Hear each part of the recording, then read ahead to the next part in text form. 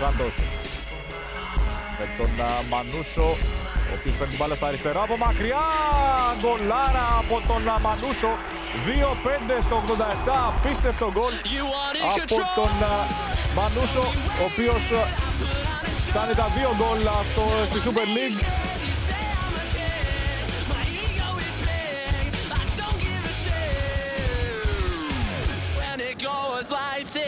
Το κόρνερ για τον ΠΑΟΚ, ο Στοχ στο πρώτο δοκάρι. Αραπίδης που γύρισε να βοηθήσει την άμυνα του. Κατεβάζει ο Στοχ. Σέντρα σούτ, μοιάζει και είναι γκολ. 2-0 ο Γιαννακόπουλος.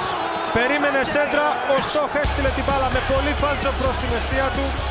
Ο Στοχ, ο οποίος σκοράρει για πρώτη φορά στο πρωτάθλημα με τον ΠΑΟΚ. Κάνει το 2-0. Υπογράφει ένα εξαιρετικής ομορφιάς γκολ.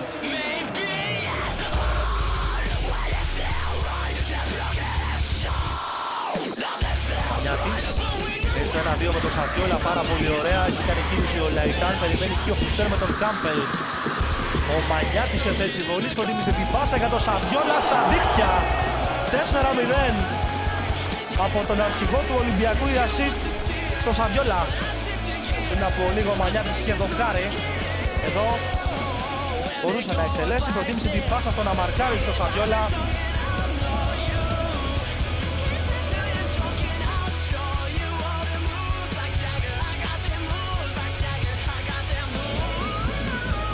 Διέ που περνάει την παλιά για τον Βασιλακάκη. Κάνει τον κοντρόλ κοντά στον Άνω, στρώνει για τον Τριάδη, ο οποίος κάνει ένα σουτ, πάρα πολύ όμορφο γκολ για την Ξάνθη στο 13.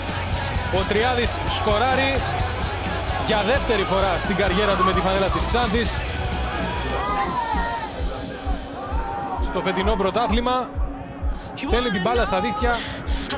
Πολύ όμορφο γκολ από τον μεσοεπιθετικό της Σκόντα για το 0-1 της Ξάνθης.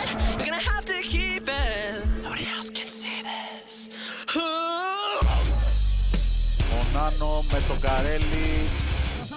Ξαναπαίρνει από το λάθος του Μουλόπουλου. Σκέφτεται το σουτ. Πάει για μια τρίπλα παράξενη. Το σουτ του Λαγού. Εκπληκτικό γκολ. Απίθανο γκολ.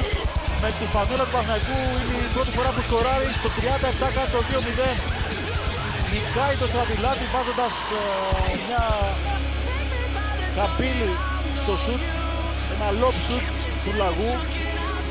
Και τα 2 γκολ του Παναθηναϊκού είναι πολύ όμορφα.